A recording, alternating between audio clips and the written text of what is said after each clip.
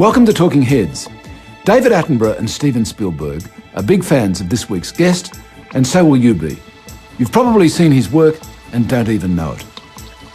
Wildlife cinematographer Jim Frazier has captured extraordinary footage for David Attenborough and invented a lens that revolutionised movie making. A cameraman, inventor, scientist and artist, Jim Frazier's star rose high above the Hollywood hills before crashing to earth in a Los Angeles courtroom. Jim, thanks for taking time out from behind the camera to join us on Talking Heads. What a pleasure it is to be here and finally get to meet you, Peter. You talk about a sixth sense being required in wildlife photography. What do you mean by having a sixth sense?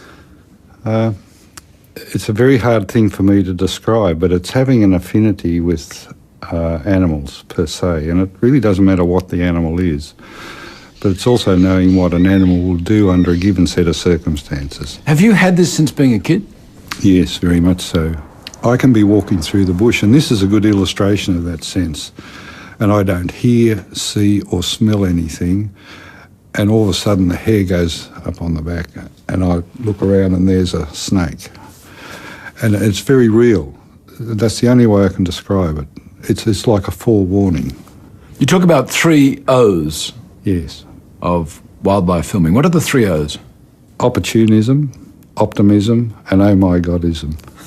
And the oh my godism is a very scary part of wildlife filmmaking. You literally put yourself in often very dangerous situations. So the oh my godism is about the dangers of it, yes, rather than those precious moments.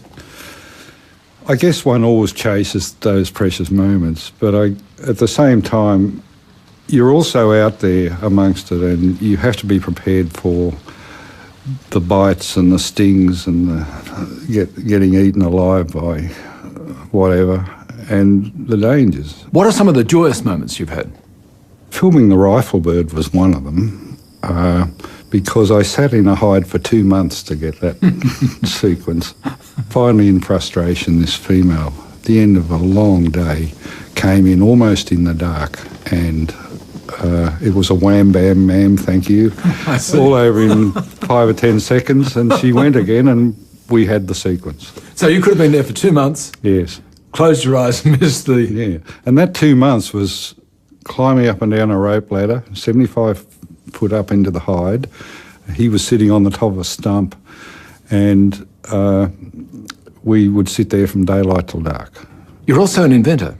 You're very innovative and have always been. You've always tinkered. I guess from a very early age, in my era, you learn to make your own fun. And I used to make things and build things and pull clocks to bits and That's right, as long as you can put them back together again. No, I never put them back together, but it was good to see how they worked. Can you fix my clock? I've never really shied away from doing something that I wanted to do or achieve something that I wanted to achieve. You just do it. There was a time when people who made natural history films used to think that if you wanted real drama, you'd have to go to Africa. And then along came Jim Frazier because he had extraordinary ingenuity in inventing lenses that made shots like this one possible. And the world of natural history films has never been quite the same since.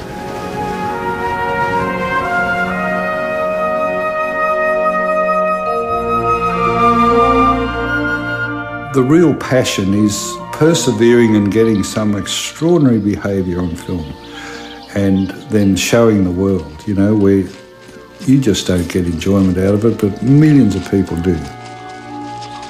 Stop! My interest in wildlife goes right back to my early childhood. It stems from a cultivation by my father and mother with all things natural. My dad had an extraordinary understanding and a love of butterflies. He had amassed over the years a massive collection of Australian butterflies. He was an absolute godsend for me as a child. He showed me everything in the bush, and really he was my hero. Our family was somewhat eccentric because everyone else went to the football. We didn't. We preferred to go out into the bush. Mum, Dad, and myself and my sisters. And we had a ball just in the bush. That time of my life was extraordinary because I had the most amazing parents. I had an appalling experience at school. I guess I got the cane every day. So literally in secondary school, I failed school and I became a cabinet maker. My heart, though, was natural history. And in 1970, I was offered a job at the Australian Museum in Sydney as chief preparator. That was absolutely fantastic. But it also opened so many doors. Denzi Clyden came to me. She heard that I knew a lot about natural history and she wanted my help to gain material to photograph for her books. And so Denzi was asked to make a film about insects and spiders, which she knew a lot about. But Denzi didn't have any experience with movie cameras at all. And so I stepped in and said, I would love to have a go. And that's where it started. And I guess that was a real learning curve because at that stage I also made every mistake in the book. I used to get film back that was black, white, scratched. And I thought, hell, this isn't so easy. What about those leeches? Par for course for me. Absolute occupational. Yeah. Hazard. Just something you put up with, yeah. That photograph of your mother with you as an adolescent with your mother, was near a country road. And not all your memories of being with your parents by country roads were happy ones, were they? One of the reasons I used to get off the beaten track because when I was young and had schoolmates, they'd all go past in their cars and yell out, "You loonies," and, you know, it reflected badly in a way on me. In fact, I wagged school for 3 weeks on end once, and those 3 weeks were spent in the bush. That's what I loved. So you were a truant? Total truant, yeah. So you went into the bush to explore for animals. Did you bring them home? Oh, all the time. I was surrounded by animals. I had pet kookaburras and hawks, and much to my dad's horror, I had some ferrets at one stage. I had a pet fox, got into his hen house, literally, really? and sucked every bit of blood out of all his chooks, and he wasn't very happy about that. And then later on I had snake pits all over the backyard full of snakes, and that was me. What about you as a boy? Were you a loner? A little bit, yeah. Although I had a couple of good mates that tagged along, and fortunately one day I was glad I had one of those mates with me because I got squirted in the eye with tiger snake antivenin and with venom. As a kid? As a kid. I think I'd have been blind to this day, and of course that's my camera eye, and I'm always very thankful to him for getting me back there. Each of the jobs you took on seemed like the next step towards what you eventually were to do. What did the job then as chief preparator, which I presume means preparing exhibitions and preparing displays, yes. How does that link to being a good wildlife photographer?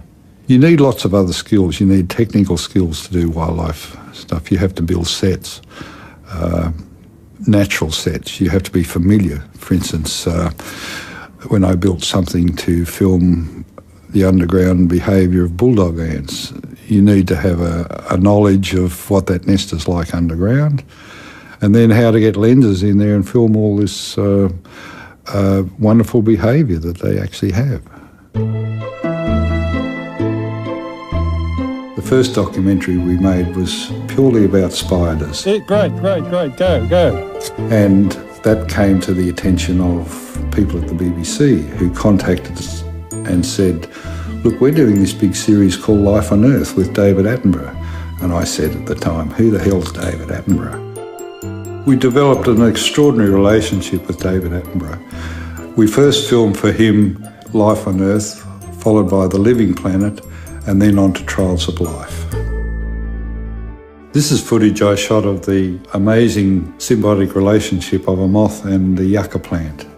I had to go around and cut a petal out of the side of each flower, and when the moth flies in, it's a black moth, which was great because it contrasted against the white flower, and nobody had ever filmed this. There are two techniques used widely filming wildlife. One is time-lapse photography and the other is high-speed photography. These butterflies we're looking at here I shot in Borneo with a high-speed camera we can better see the action of a fast-moving butterfly by slowing it down. It goes back to my early childhood with my dad, but I wanted to do something significant with butterflies. Time-lapse photography is great for flowers. One of the biggest challenges we faced in The Living Planet was to film the largest flower in the world, called Frazier. This flower takes 3 or 4 days to open. It's so huge. And in order to film that, you can't have day, night coming and going. So we had to enclose it in a big black tent and artificially light it so that it was seamless. We achieved this shot with a very special lens called an endoscope, which doctors use. This caterpillar works its way into the weaver ants, quite vicious little green ants, and they feed on the larvae of these ants. And that was one of the hardest jobs I've ever done in my life. Constant biting of the ants, and I developed barriers on the lenses so they couldn't get on the camera, because if they did, they would get into your eyes and you would get formic acid squirts in your eyes and bites. The caterpillar snatches a grub, pulls it under the shield, and then, secure beneath its armour, slowly eats it. It's true to say that a lot of filmmaking, in essence, is special effects. 70% of wildlife filmmaking is not necessarily in the wild, it's indoors. The only way you can film a lot of it is to bring it indoors under controlled lighting where there's no wind, no sound, and get all the action on film in a pristine manner. I can see it in the job ad, must be prepared to take formic acid in the eyes. Absolutely, yeah. And everywhere else. I've had them up my nose. Oh, gee, that is terrible. How much do you interfere? A lot. And you know that's not cheating. No, it's not cheating, but it can be fatal. You know, too much interference. You literally got to set it up and walk away. Interference can be dangerous. You had a moment with the birth of a koala. That was unique. No one had filmed it, had they, before? That's right. A lot of people had tried, and that was probably my greatest disaster. Don't mean to mention it, Lord. No, the koala was fine.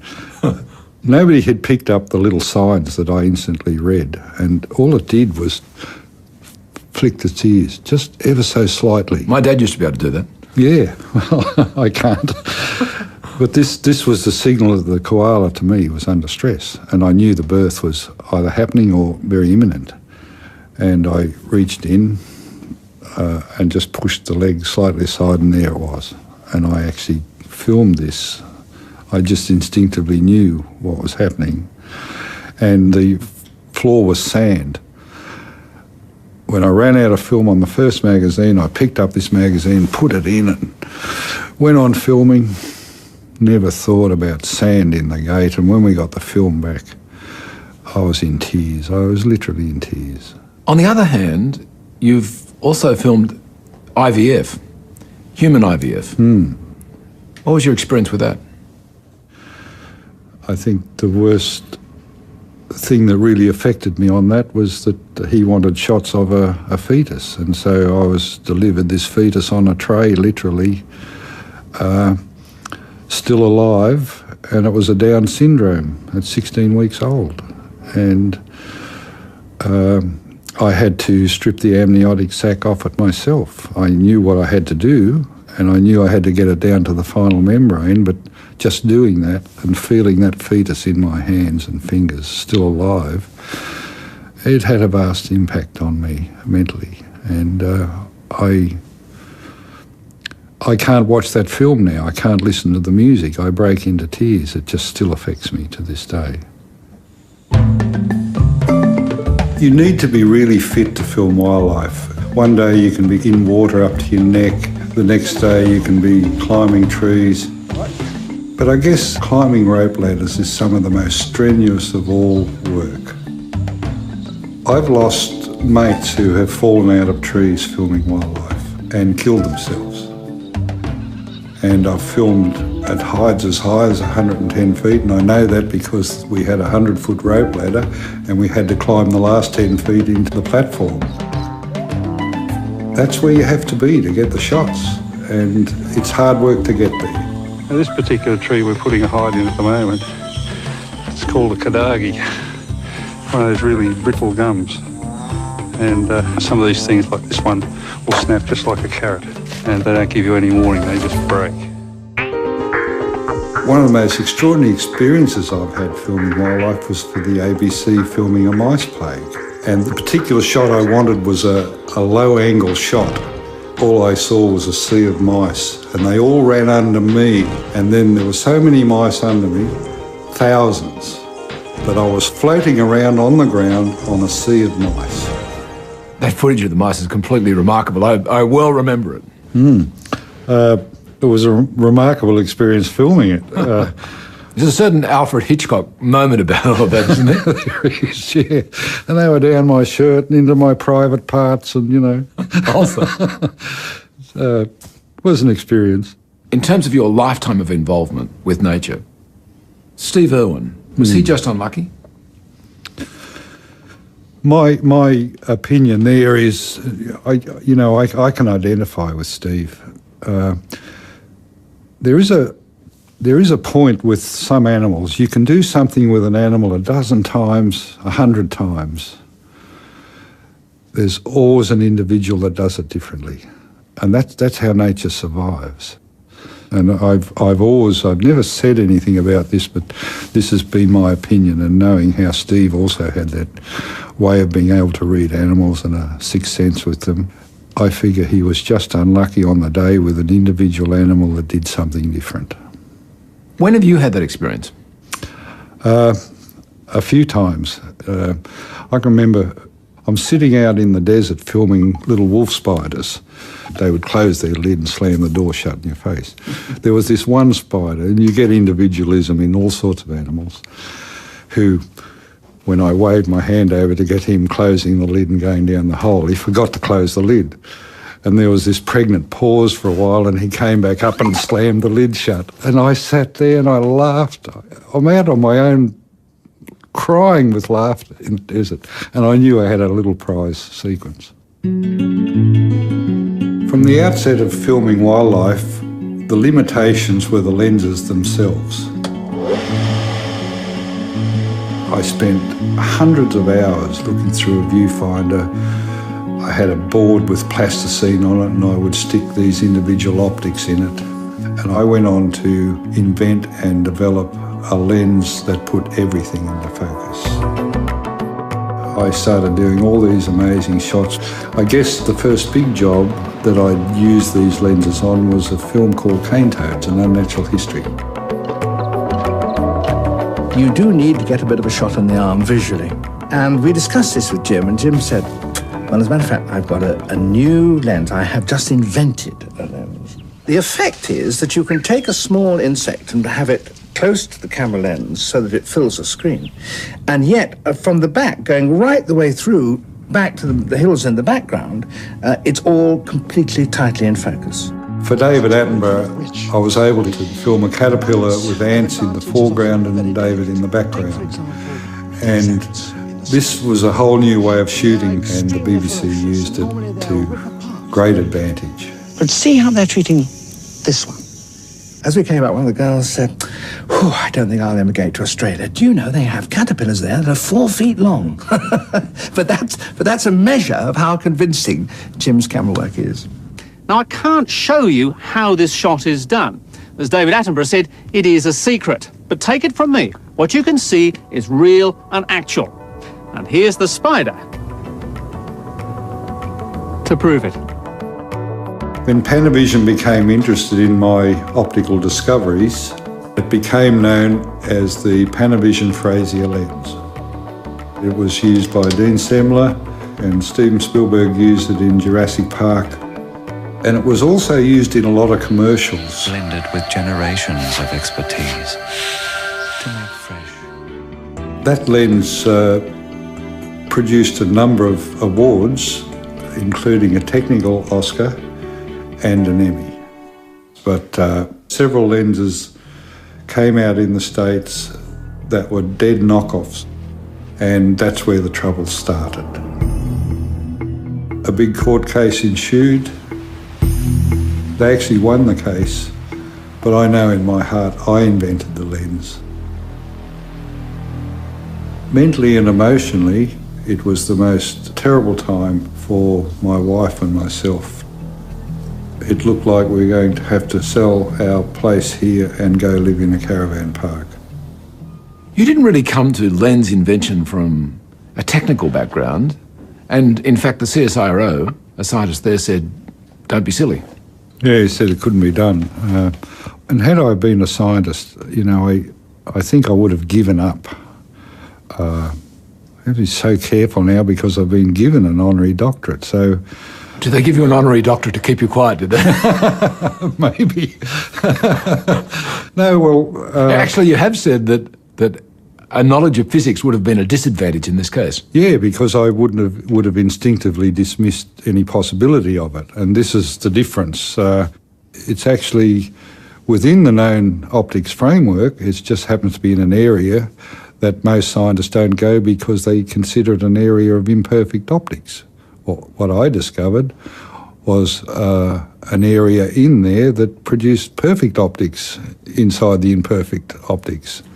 And the rest is history now. This is surely proof that a man needs a shed. Absolutely, yeah, and I always had a good shed. Achieving an Oscar for technical contribution and an Emmy must have made you feel literally on top of the world. Yeah, and I've received so many awards I've lost track of them. They were the two big ones, of course. Well, against that pinnacle is the depths that came with this court case, where Panavision, with whom you actually had a business deal, didn't support the litigation that you needed to actually enter. That's correct. The people who infringed had lots of money, and they had $6 million litigation insurance and spent every cent of it to put me away, and they did, effectively. Well, apart from all the financial aspects of this was a huge blow to you psychologically, obviously. Both financially and psychologically, yeah. I was literally put down, and it was during that stage that I met one of the most amazing human beings in my entire life who saw what was happening to me, a guy called Mark Montgomery. Said, I'm going to do something about this. And I said, oh yeah, bull dust. And that was the frame of mind I was in. That guy is still with me today. He's my biggest hero. He has pulled me out of that situation and raised money to help me and my family. And also in a business partnership with him, you've got back into optics. Yes, and he encouraged me to have another go. I'm now back on track with a whole new lens system. The new lens is a simpler way to put everything in focus. It has made a major impact into the latest techniques for iris recognition and the security industry. For cinematography, one of the assets is that you'll be able to stick this lens straight under the water. One of the things about being a wildlife cinematographer is travel, and I've seen the degradation environmentally on a mega scale that most people never see. What's that one called? That's an Australian birdwing. So what's the difference between that one and that one? I think they're male and female. You're absolutely right, mate. I'm stimulated in a way by my own grandchildren because I don't see a bright future for them. I've been working on a concept called Symphony of the Earth. I want to send 15 wildlife camera teams around the world filming animals making sounds to formulate a whole new genre of music. The lyrics of the songs will be delivering very powerful messages of the environmental degradation that's happening on a global scale. I've never been one to balk at a difficult situation. And so when you face all these difficulties, you've got to get in and have a go. Now, just in case people think you're not busy enough, you've developed a form as an entertainment for yourself initially of crystal art photography. That was the other thing I used to do in winter times when there was little else to do. I just read this article on creating special effects under the microscope by mixing chemicals together. I thought, wow, that is fantastic. 30 years later, I developed it into an art form. And it's not just a personal interest. I mean, a lot of Oprah Winfrey is one of those who has some of this there's work. a number of people all over Hillary the world. Clinton? Yeah, Hillary Clinton has one. I'm quite proud of that. You still get out of bed with a sense of wonderment and excitement? Every day. Lovely. Now, the other day, there's always something happening. I've got a number of bantams at home. We have not got a rooster. One of them started crowing like a rooster the other day. It is a hen. Now, is she attracting a male? I've never heard of it before. What is the strategy going on here? We'll leave people to ponder on that one. Okay. Jim, it's been great talking to you. Thanks for coming on. And to you. Thank you.